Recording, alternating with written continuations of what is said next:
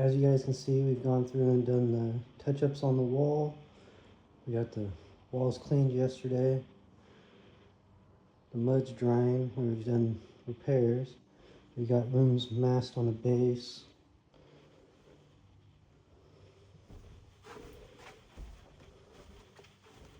Went through and repaired corners.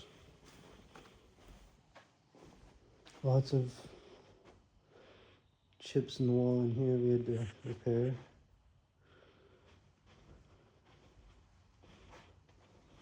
All this is masked on the base.